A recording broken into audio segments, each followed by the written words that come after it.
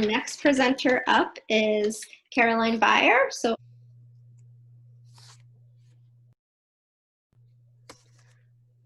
Hi, I'm Caroline Beyer, and I did my capstone on sexual assault culture, which I'll be referring to throughout the presentation interchangeably with its more well-known counterpart, rape culture. I chose to focus on this topic because it's so deeply rooted in our society, and it affects all of us whether we know it or not.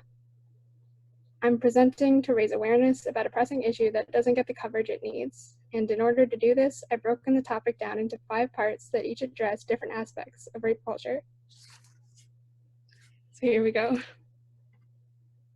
The first section is about defining rape culture. What do I mean when I say it, and how does it fit into the context present in this presentation?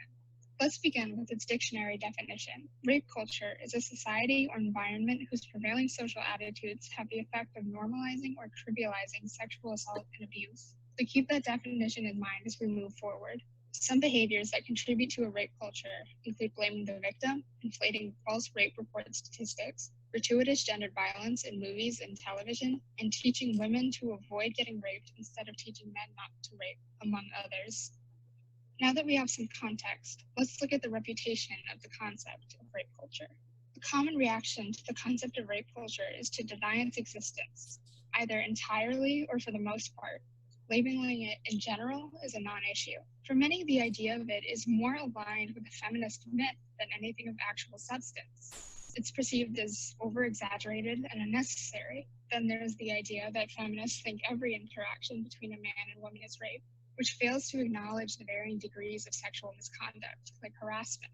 This attitude is perfectly exemplified by this quote: "Wider resistance to a perceived rape culture would results in a world where men couldn't tell a woman she was pretty without fear of losing his job." Or, "It'll be surprising if any erection ever survives this scrutiny," Erica Jean wrote in the Washington Post.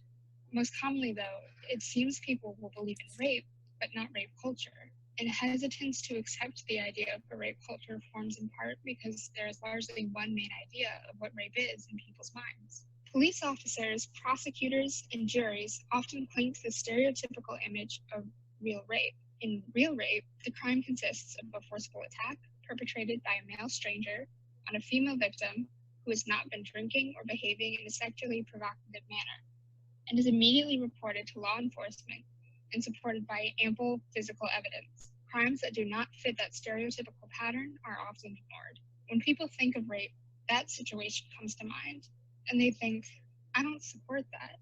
Society doesn't support that. We punish that. So there can't be a rape culture. But this way of thinking doesn't acknowledge the other forms of assault that are even more common. It doesn't acknowledge the motivations for this or any other form of assault.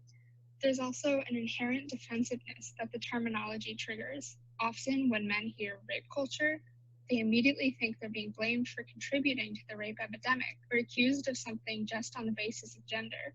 Men fear that if we talk about rape culture, they'll become guilty of something they weren't before. So should men be afraid of talking about this? If we make it easier and safer for women to come forward about sexual assault, won't some use it as an opportunity to make false claims?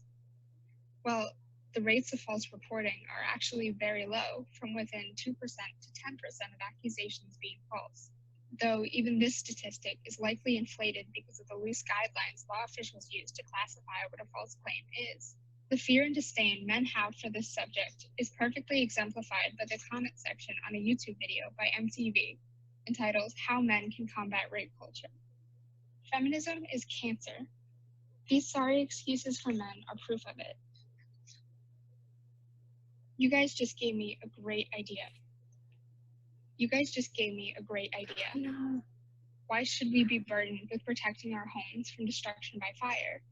We can get rid of smoke detectors, fire extinguishers, and fire prevention altogether if we just teach fire not to burn. First MTV ruined music, and now they're moving on to everything else. As if these guys ever had a girlfriend. Are you kidding me? Give me one example of rape culture, because the last time I checked, society demonizes rape so much that even if the accused is proven innocent, his life is completely ruined.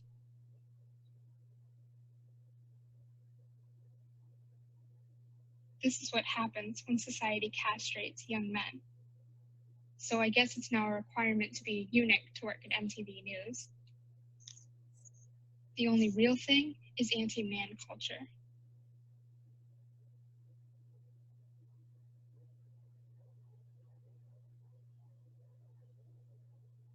It always annoys me when these things say we have to teach men not to rape.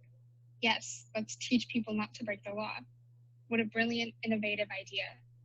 Telling women not to go out alone at night and to dress conservatively is the same as telling people not to leave valuables on show when they leave their car. Theft is always going to be there, but you can take your own preventative measures against it so that it's less likely to happen to you. The same applies with rape. That last comment is one you'll see on a lot of platforms trying to address rape culture, especially those targeted at men. So let's see where this goes wrong. Firstly, it assumes that rape will always happen. It has to. It's a staple of life. But that's simply not true when there are modern societies that are rape-free, like Minangkabau in Indonesia, the world's largest matrilineal society. Second, rape isn't about lust or sex appeal. It's about power and opportunity. It doesn't matter what the woman looked like, what she was dressed like, how she behaved. Everyone is a possible victim. Third, it puts the responsibility on the woman not to be raped. Like the only thing that can be done to combat rape is to change your lifestyle in hopes of not being viciously assaulted. But women shouldn't have to live in fear because of the consequences the very structure of our society created. Sexual assault is not earned or deserved because of an outfit or a night of drinking. The idea of the existence of rape culture may not be very popular, but looking at the causes may help us get a better understanding of what it means within our society. Rape culture is perpetrated through the use of misogynistic language, the objectification of women's bodies, and the glamorization of sexual violence, thereby creating a society that disregards women's rights and safety. Part of rape culture is being unaware of what the problem itself is. So let's again start with context. Rape is unlawful sexual activity and usually sexual intercourse carried out forcibly or under threat of injury against a person's will or with a person who is beneath a certain age or incapable of valid consent because of mental illness, mental deficiency, intoxication, unconsciousness, or deception. This is especially important to teach our youth. Young people need to know the strict boundaries of consent or else they're going in blind. So what are these boundaries? Not saying no does not mean yes. An intoxicated yes does not mean yes. Being unable to stop advances, such as being incapacitated, does not mean yes. Showing physical signs of arousal does not mean yes. Only yes means yes. While we're talking about sex education, we should also mention how the idea of sex is taught differently between the sexes. In her TED Talk on rape culture, Reagan Williams said, "We have defined sexuality in terms of power and obligation." So what does this mean? Well, women are almost universally portrayed across media as sexually passive, whereas men are sexually dominant. They're taught to be submissive and given to the male fantasy, not the other way around. Men are supposed to have the power. That's why when men are assaulted, it doesn't make sense with their cultural myths about sex. And we think men can't be raped. Women are supposed to give in and follow the lead of a man. That's why we excuse the behavior of rapists. She was asking for it. She didn't fight hard enough, etc. Our media pushes these ideas of gender roles constantly. It teaches us how to behave and define ourselves. It teaches us the right way to be, i.e., men are too strong to feel emotions or be sad. They can never be victims, especially at the hands of women. And women are fragile, emotional, and subservient. They listen and follow, but never lead. If we define masculinity based on what we see in our media, what's the result? Usually we associate masculinity with power, and media tells us that for men, that means being popular among peers, having money and resources, and having sex with women. But all of these things are sources of external validation. Boys are taught to define who they are through others' images of them and through quantifiable statistics that really mean nothing. Their self-worth doesn't come from within. It's something that they're taught they need to earn or take from others. And this mindset, focused on power and dominance, is unhealthy. But so what if that's true? What does that have to do with rape culture? Well, that line of thinking, while damaging to boys' self-image, also dehumanizes women. It turns them into a number, into a tool to boost a boy's self-confidence or sexual prowess, which in turn translates to how much of a man he is, or how much value he has compared to others. But surely that alone doesn't turn normal children into the rapists of tomorrow. Well, you're right. Sexualizing women doesn't inherently imply sexual violence, but the way our media portrays sexuality and romance for men often does. Let's look at 3 ways boys' images of themselves are shaped through media. I'd like to start with this great quote from Tough Guys, Violence, Media, and the Crisis in Masculinity by Jackson Katz and Jeremy Earp. While the media are not the cause of violent behavior in men and boys, they do portray male violence as a normal expression of masculinity. This normalization of aggression has an impact on its audience. It's not in one ear and out the other. In fact, according to Media in the Make-Believe Worlds of Boys and Girls, an article by Maya Gotts and Daphne Lemish, boys tend to incorporate media content into their own imaginations wholesale, taking it in, assimilating it, and then taking the story further. Boys dream themselves into the position of their heroes and experience a story similar to the one in the original medium. So we know that boys are influenced by what they see. That's how they learn and imagine. They don't pick and choose what parts of a story they follow. They just follow the story. For example, let's look at an icon that everyone will probably recognize. I think it's fair to say this character made his mark on a generation, likely multiple. So why am I showing you pictures of Han Solo and his fans? Let's look at one of his scenes to get some context. An entire generation of young boys learned to idealize his cinematic performance of masculinity. These films provided an education of sorts into what it meant to be a man. I'd like to focus on one scene in particular, a scene that's often cited as one of the most romantic in cinematic history. Let's count the number of times that Princess Leia, directly or indirectly, indicates that she's not interested in Han's advances.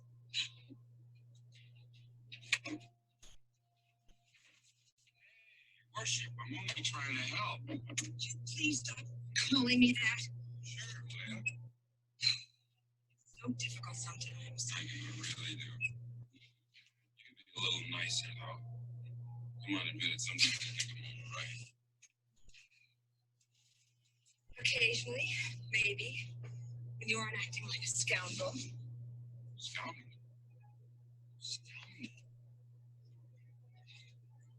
I like the sound of that. Stop that. Stop what? Stop that. My hands are dirty. My hands are dirty, too. What are you afraid of? Afraid? Your troubles. My trouble.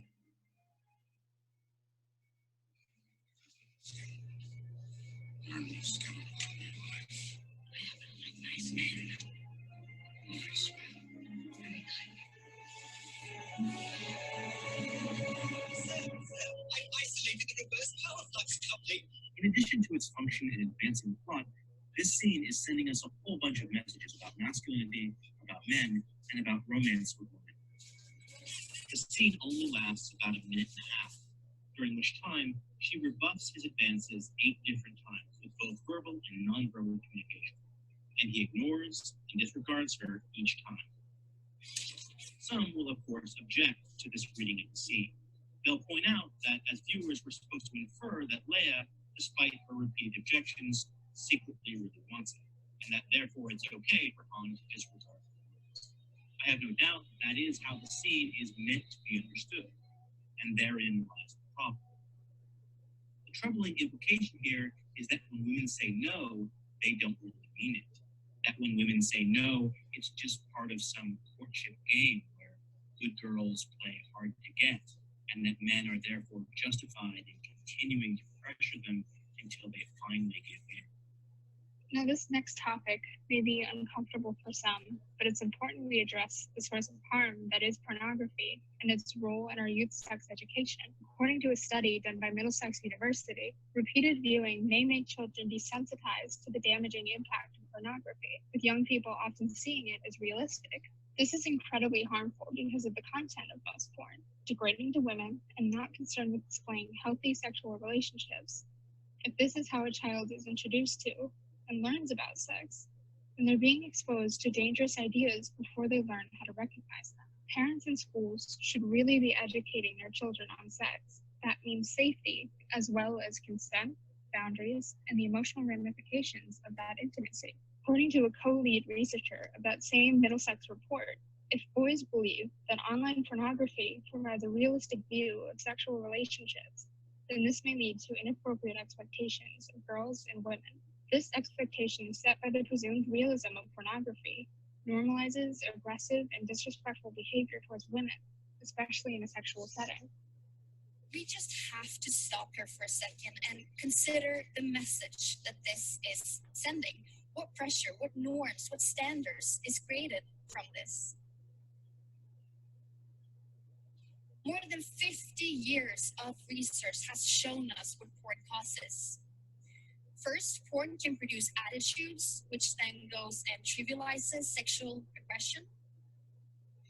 Research proves a strong link between porn consumption and acting out sexually aggressive acts like sexual assault.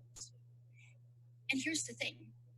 Even porn that's non-aggressive can have these effects on our attitudes due to the fact that whenever a person in porn is being dehumanized, that's when the change in attitudes is happening. I mean, are we getting this? This is actually what porn can do to us. Now, not all, of course, who consume pornography will go out and sexually assault someone. That's not what we're saying here. But the fact remains that for an alarming amount of sex offenders, porn was a triggering factor, leading them to be less sensitive to sexual aggression. This is not rocket science. This is basic human psychology. What we see often, we get used to. But how about something less extreme? It's already common knowledge that advertisements affect our subconscious minds. But do we always know what they're saying? Let's try to find some indirect, but possibly problematic messages in these ads. In our first picture, the man is acting independent of the camera, whereas the woman is performing for the camera. In our second picture, the man is literally pouring alcohol down the woman's throat with his hand on her neck. And this third picture is for a unisex shirt, the same product by the same company. The man is casual, behaving normally, whereas the woman is hypersexualized and posed, even though it's for the same product. If none of those were convincing, how about these? Here's the infamous Dolce & Gabbana gang rape ad. Or this ad for a hair salon that trivializes domestic abuse. Or this vodka company's image depicting an assault overlaid with a joke. We think of sexist advertisements as something of the past. We think of this. But we still do it today. You'll still see it today. You could have seen it yesterday.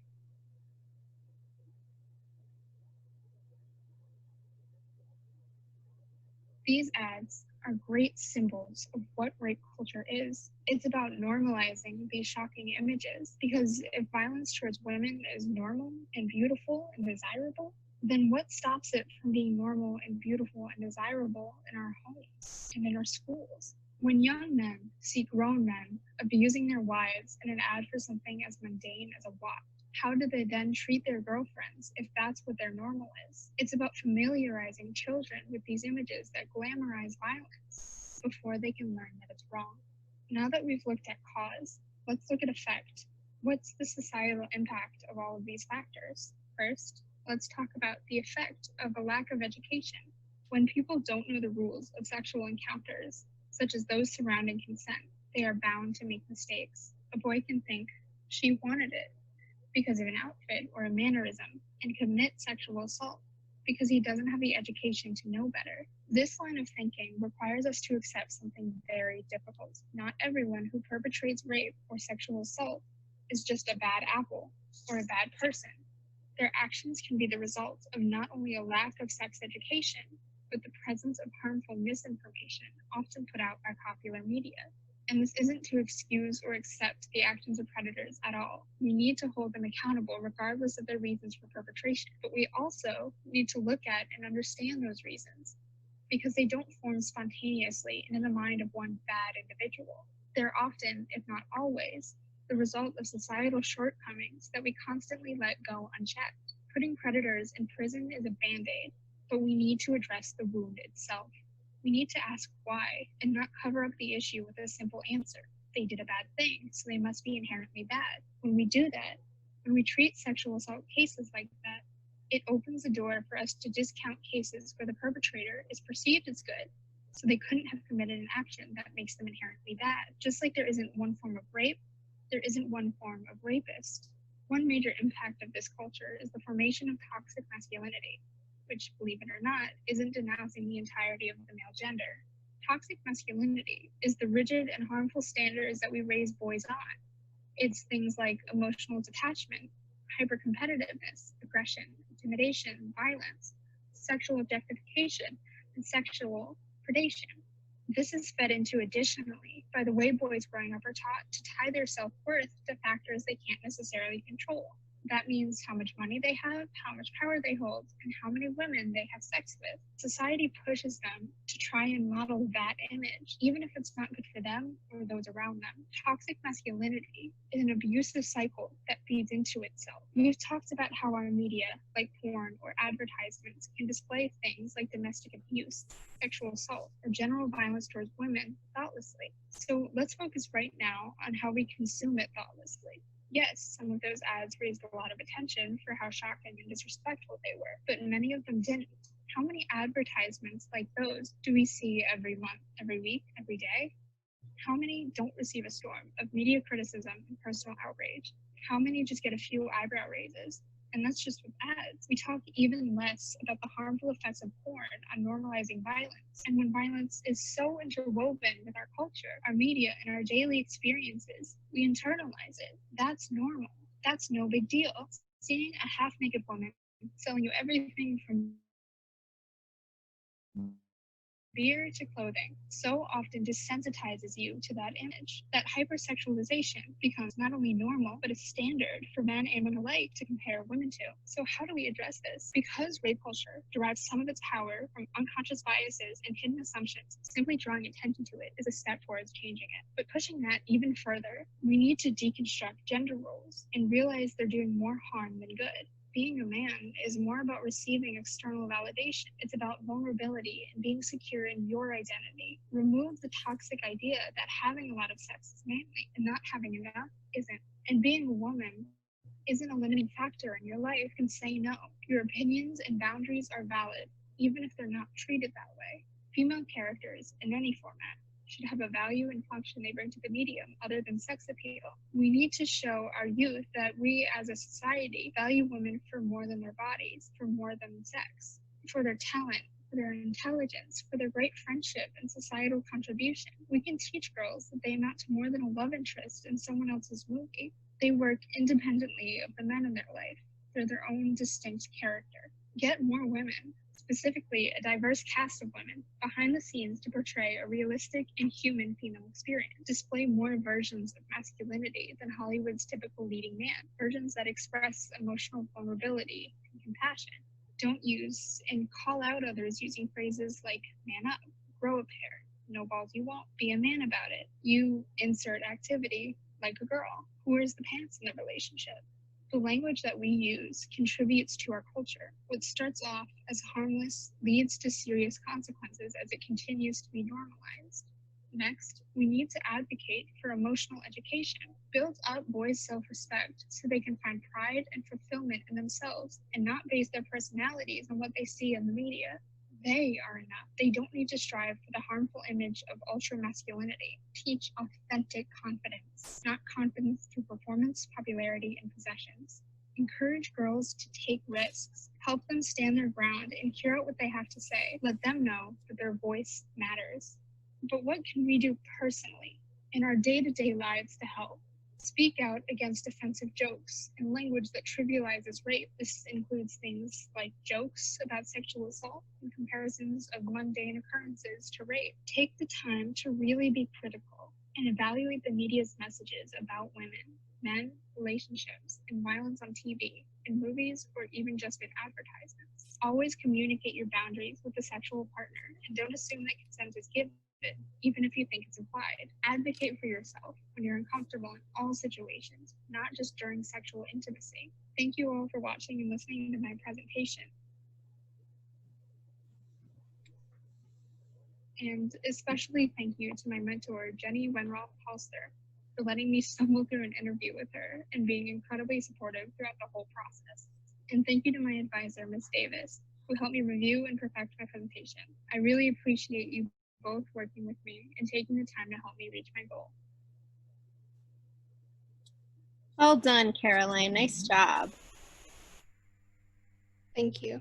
I know that took a lot of courage to share your feelings on this really important topic, and I think you did a wonderful job bringing awareness to it. Really appreciated your detail and your research. Your presentation was spot on. You really did an excellent job. Do you think, in your opinion, do you think social media has impacted this more recently than in the past prior to social media? Definitely. We're seeing like a huge increase in this hypersexualization of women, whether that's in ads or media, or even, I guess, how people choose to display themselves, because there's definitely a certain, I don't know, bias towards things that are sexualized for women. And those tend to gain more traction than things that aren't. So it's very common, and that tends to be more popular media than media that isn't inherently sexualized. Sure, makes sense. I'm just going to read off a few comments from our audience, and those of you who are tuning in, feel free to use the chat to ask questions or make comments. I believe this is your mentor, Jennifer. Bravo, wonderful job. Thank you. Mrs. Davis, that was amazing. So much information and so thorough. Absolutely. Thank you. This is from Miss Kellogg. Great presentation, Caroline. You are so organized, articulate, and yes, brave. Keep up the conversation. And Miss Davis also said you did a great job educating us on this topic. I appreciate that. And your dad said, wow, I will not look at the world the same after that presentation. Right. We all feel that way. Yeah, you really did an excellent job. It was very thorough. You were well spoken, very, very impressed. Well done. Thank you.